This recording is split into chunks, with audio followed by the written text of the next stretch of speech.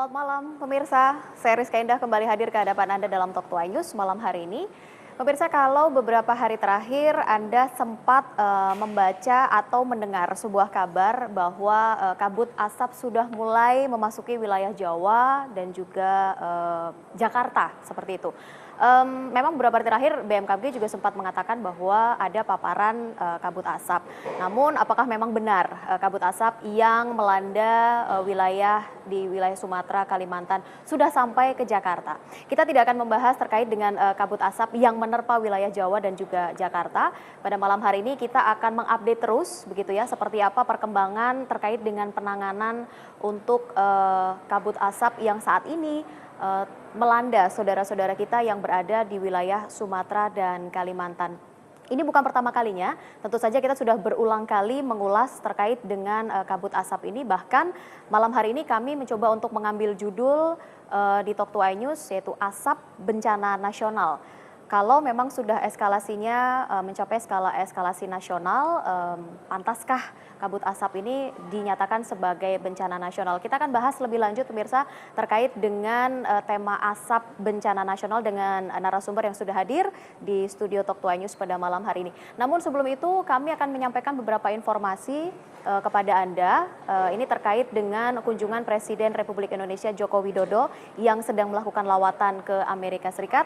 Terpaksa untuk hari ini begitu Presiden Joko Widodo pulang lebih cepat dari agenda yang seharusnya dari Amerika Serikat. Karena hal tersebut Presiden Joko Widodo mengaku lebih akan konsentrasi untuk di dalam negeri mengurus peristiwa atau korban dari kabut asap itu sendiri. Namun kepulangan lebih cepat dari Presiden Joko Widodo ini tidak mengurangi jadwal pertemuan dengan Presiden Barack Obama. Kami hadirkan informasinya untuk Anda. Pertama ke Gedung Putih, Presiden Jokowi membahas sejumlah agenda perluasan kerjasama bilateral dengan Presiden Obama sesuai strategi kemitraan komprehensif Indonesia dan Amerika Serikat. Mr. President, you are moving Indonesia in the right direction. We want to be a partner with you. And please know that the friendship that the United States feels towards Indonesia is not just an issue of strategic interest, but also represents the strong people-to-people ties between Americans and Indonesians. And we want to welcome you and wish you well and look forward to our continued partnership. Kerjasama termasuk di bidang pertahanan, perdagangan dan investasi, maritim serta mitigasi perubahan iklim termasuk kebakaran hutan. Keputusan lebih cepat kembali ke tanah air disampaikan Presiden setelah mendapat laporan terkini melalui telepon dari Menko Polkam Luhut Panjaitan. Ya, selamat pagi, gimana Pak? Akan langsung kembali ke Indonesia dan mungkin nanti langsung meluncur ke Sumsel atau ke Palangkaraya, ke Kalteng. Keputusan ini disambut baik oleh aktivis lingkungan. Ini memang adalah pilihan Presiden Jokowi yang terbaik karena tugas yang sangat urgent itu terjadi hari ini di Washington, perundingan bilateral. Karena itu pembentukan konsensus untuk konferensi di Paris juga dan bonding bilateral. Yang di San Francisco penting tapi tidak urgent sifatnya. Presiden juga sempat bertemu dengan sejumlah pengusaha Amerika Serikat di Washington DC, termasuk dari Chevron dan General Electric. Presiden dan Ibu Negara dijadwalkan kembali ke tanah air Kamis 29 Oktober, 2 hari lebih cepat dari jadwal semula. Dari Washington, Patsy Widakuswara, VOA. Sementara itu pemirsa, Ketua DPR RI Setia Novanto bersama dengan sejumlah pejabat dari Kementerian Lingkungan Hidup, Kementerian Polhukam, Kementerian Kesehatan dan juga dari Satgas Penanggulangan Kebakaran Lahan hari ini telah melakukan ratas atau rapat terbatas di Bandara Sultan Mahmud Badarudin II, Palembang. Dalam kesempatan tersebut, Ketua DPR Setia Novanto pun mendesak agar pemberian izin bagi perusahaan yang membuka lahan gambut harus dihentikan. Selain mendesak pemerintah untuk menghentikan pemberian izin tersebut, Setia Novanto juga meminta agar pemerintah dapat segera berkoordinasi bersama negara-negara tetangga untuk bisa menanggulangi atau menangani kebakaran hutan dengan menerima bantuan pesawat asing yang akan turut serta dalam proses pemadaman. Berdasarkan data pemirsa dari Kementerian Lingkungan Hidup, sebanyak 220 hektar dari 1,6 juta lahan gambut di Sumatera Selatan telah terbakar. Dan sementara data dari BMKG Sumatera Selatan, setidaknya masih terdapat 625 titik api. Perlu bantuan asing lagi nggak, Pak? Saya rasa bantuan asing tetap kita perlukan karena ini merupakan suatu hal yang berkaitan dengan bagaimana masyarakat ini dan juga usaha-usaha ini bisa berhasil dengan sebaik. Pak, soal stopnya pemberian izin lahan gambut, Bapak setuju nggak? Karena kan lahan gambut kan sangat berbahaya. Saya rasa lahan gambut ini harus kita stop. Sekarang kita ketahui bersama bahwa situasi inilah sangat merugikan kita semua. Ya, hari ini juga pemirsa sebanyak 1.000 prajurit yang tergabung dalam Satgas Pemadam Kebakaran Hutan dan Lahan diberangkatkan dari Bandara Halim Perdana Kusuma, Jakarta. Pengiriman 1.000 pasukan TNI ini untuk menggantikan personil TNI yang bertugas di wilayah kebakaran hutan sejak September lalu. Dan memang kita ketahui pemirsa dengan menggunakan 2 pesawat CN dan juga Hercules, ribuan personil TNI ini yang tergabung dalam Satgas Pemadam Kebakaran Hutan dan Lahan diberangkatkan ke wilayah Sumatera Selatan dan Riau dengan dipimpin oleh Kolonel Infantri Dedi Sumiadi. Mayor Jenderal Fransen Siahaan yang mewakili Panglima TNI Gatot Nurmantio saat memimpin gelar pemberangkatan prajurit TNI pun mengatakan bahwa pengiriman 1.000 pasukan ke wilayah kebakaran hutan ini untuk membantu pemerintah daerah setempat dalam menangani proses pemadaman kebakaran hutan di sejumlah wilayah di Indonesia. Bahkan TNI sendiri telah menyiapkan 3 unit kapal yang terdiri dari KRI Banda Aceh dan juga KRI Jakarta serta 1 kapal dari Rumah Sakit Dr. Sudarso. Ketiga kapal yang saat ini sudah berada di Banjarmasin bertugas untuk mengevakuasi masyarakat di wilayah Kalimantan Tengah dan juga Kalimantan Selatan. Kebijakan pemerintah kepada Panglima TNI, kemudian Panglima TNI sudah mengerahkan pasukan selama ini di Provinsi Sumatera Selatan dan Jambi, dan juga Kalimantan Selatan, Kalimantan Tengah. Kita ketahui bersama bahwa pengerahan pasukan yang Sumatera Selatan sudah kita kembali dan kita rolling. Dan akhirnya kita juga merolling kekuatan pasukan kita yang berada di Provinsi Riau yang sudah bertugas kurang lebih 42 hari. Dan Panglima tadi pagi juga sudah memerintahkan kepada saya, tujuan dari rolling ini adalah untuk penyegaran. Ya, pemirsa, Rumah Sakit Umum Daerah Dr. Silvanus Palangkaraya hingga saat ini masih merawat korban, khususnya anak-anak yang terserang ISPA atau infeksi saluran pernafasan akut. Tercatat sebanyak 21 anak menjalani rawat inap akibat terinfeksi oleh kabut asap. Polusi udara di Kota Palangkaraya sejak diselimuti oleh kabut asap ini sudah menyebabkan penderita ISPA yang terus meningkat. 21 korban ISPA yang merupakan anak-anak ini menjalani perawatan inap atau rawat inap di ruang khusus anak RSUD Doris Silvanus Palangkaraya. Dan kita ketahui pemirsa bahwa kondisi pasien yang kini tengah menjalani perawatan sebagian besar dalam kondisi lemah dan masih harus ditangani secara khusus oleh tim dokter. Bahkan pihak Rumah Sakit Doris Silvanus Palangkaraya sendiri juga telah menyediakan ruangan oksigen dengan pendingin tanpa dipungut biaya alias gratis.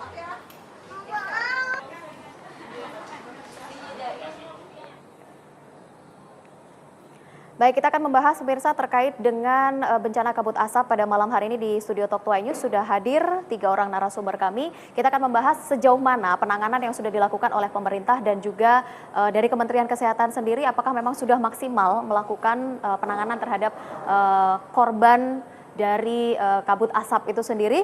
Di studio Talk to News sudah hadir Pak Eka Sugiri dari Kepala Biro Humas Kementerian Lingkungan Hidup dan Kehutanan, gitu ya. Kemudian ada juga Dr. Ahmad Yuryanto, Kapus atau Kepala Pusat Penanggulangan Krisis Kesehatan dari Kementerian Kesehatan. Malam.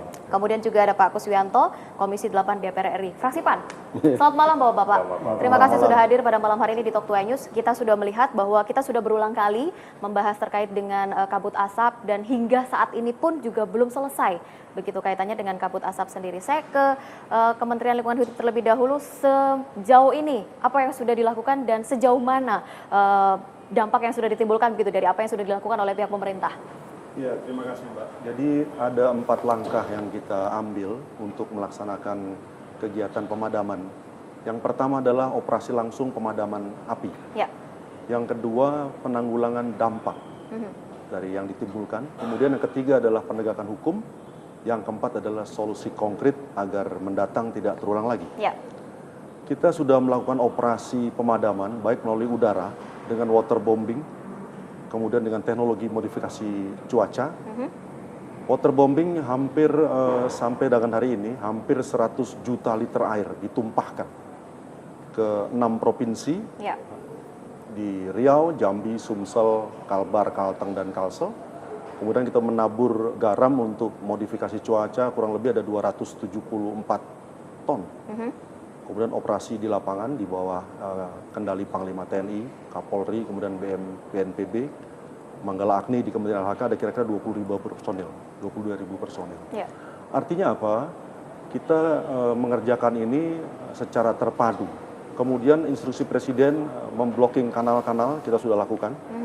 Dan kalau dikalkulasi, dampak dari operasi pemadaman itu, kalau tahun lalu pada periode Januari sampai dengan Oktober 2014, itu ada kira-kira 29.000 titik api. Tahun ini ada 20.000 titik api. Artinya kalau kita bandingkan ada penurunan. Ya. Problemnya sekarang, ambil contoh Riau misalnya. Riau itu sekarang kita bisa menekan sekitar 45% dari asap, dari titik panas yang tahun lalu ada. Namun karena ada dorongan angin dari bawah, dari Jambi, dari Sumatera Selatan, di mana lokasi itu juga terbakar, akumulasi asapnya ada di Riau. Sehingga kalau kita lihat di indeks standar pencemaran udara, hari ini Riau masuk kategori berbahaya. Oke. Kemudian yang lainnya, setelah operasi pemadaman, kemudian penanggulangan dampak, Ya. tentu ini menjadi otoritasnya kementerian lain. Yang ingin kami laporkan adalah penegakan hukum. Cakupan luas yang terbakar di Provinsi Kalimantan dan Sumatera yang mencakup 6 provinsi ini kurang lebih 1,6 juta hektar. 1,6 juta hektar ini 700.000 di dalam kawasan, 900.000 itu di luar kawasan, termasuk perkebunan, persil tanah, HGU, dan lain sebagainya. Ya. Nah, oleh karena itu, pada waktu kita memetakan, itu terdapat kurang lebih 413 entitas konsesi. Sekarang sudah diumumkan ke publik dan dikenakan sanksi administratif untuk 14 entitas perusahaan. Sanksi administratif yang dimaksud? Sanksi yang dimaksudkan adalah pertama ada paksaan pemerintah untuk memenuhi kewajiban. Yang kedua itu ada yang namanya pembekuan izin. Yang ketiga adalah pencabutan izin. Selain itu, didorong ke pidana dan perdata. Sudah ada yang sampai ke pencabutan izin? Ya, sampai dengan hari ini data yang ada pada kami, pencabutan izin, kemudian pencabutan, kemudian pembekuan dan paksaan. Pencabutan izin yang ada sekarang diperoleh angka 4 perusahaan. 4 perusahaan. Ya. Boleh kami tahu perusahaan mana saja, Pak? Oh, boleh saja. Kenapa tidak boleh? Ya. Yang pertama yang diumumkan pada tanggal 22 September 2015. Ya. Pencabutan izin atas nama PT Hutani Solar Lestari. Ini bergerak di bidang hak pengusahaan hutan. Kemudian yang diumumkan pada tanggal 19 Oktober kemarin, itu ada 2 yang dicabut. Yang pertama adalah PT MAS, ini bergerak di bidang HTI di Provinsi Kalimantan Barat. Kemudian PT DHL, ini bergerak di bidang HTI di Provinsi Jambi. Jadi saya ralat jumlahnya 3. Oh, 3, tidak jadi 4. Bukan tidak jadi, tapi saya ralat jadi 3. Oh, Insya Allah saya pikir nanti baru lebih akan 4 ini sepertinya. Tidak. Kemudian yang diadakan pembekuan, yang diumumkan pada tanggal 22 September itu ada 3. Saya bisa bacakan. Yang pertama PT Tempirai Palm Resource, ini perkebunan. Kemudian yang kedua PT Langgam Inti Hibrindo perkebunan. Ketiga PT Waringin Agrojaya perkebunan. Kemudian kemarin pada tanggal 19 Oktober 2015 yang pencabutannya, yang mohon maaf, yang pembekuannya Ditambah 1 PT SBAWI, ini HTI Ya. di Sumatera Selatan, PT PBP ini HPH di Jambi, PT DML HPH di Kaltim, dan PT RPM Perkebunan di Sumatera Selatan. Jadi totalnya ada 7. Oke, 7 Yang perusahaan. paksaan pemerintah itu ada 3, ada 4, saya ulangi.